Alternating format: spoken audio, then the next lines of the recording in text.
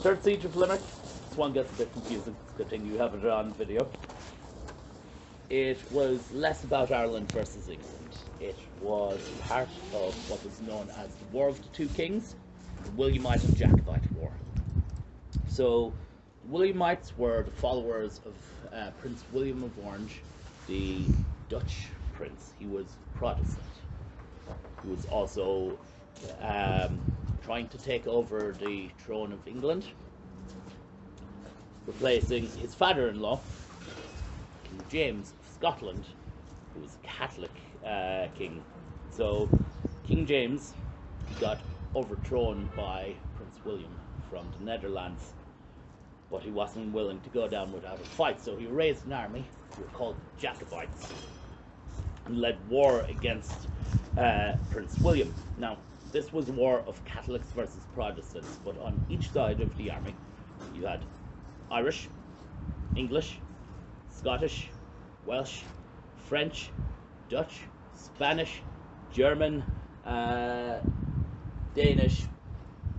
It was very close to being a world war at this stage. Tons and tons of countries invested in who takes the throne of England, because if the Catholic king took it, Catholicism comes back in full force. If the Protestant king takes it, the Protestant countries such as Netherlands, England and whatnot, they attain more power, and the Vatican loses power. So the war waged, and most of it actually ended up waging in Ireland. Ireland was seen as somewhat disposable, so any casualties or damage done in Ireland nobody really cared about. And the final major battle in this war actually took place right here in Limerick City, just across the river.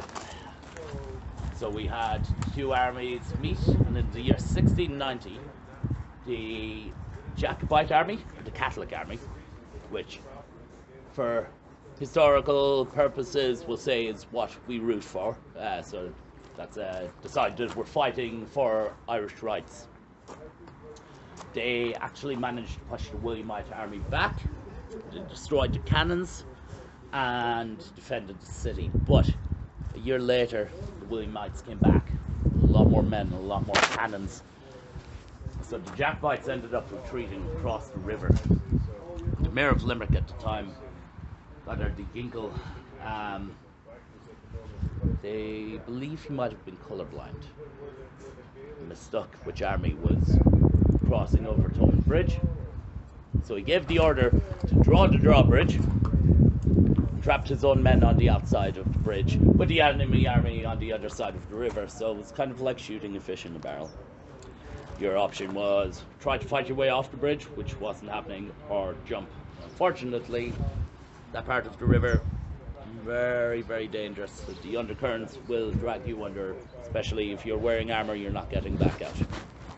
Very few, if any, survivors from the Thomond Bridge incident. Now, after the Thomond Bridge incident, a man named Patrick Sarsfield, who was an Irish general, an Irish colonel, he negotiated the signing of the Treaty of Limerick, which was just across the river in front of this church, St. Munchin's.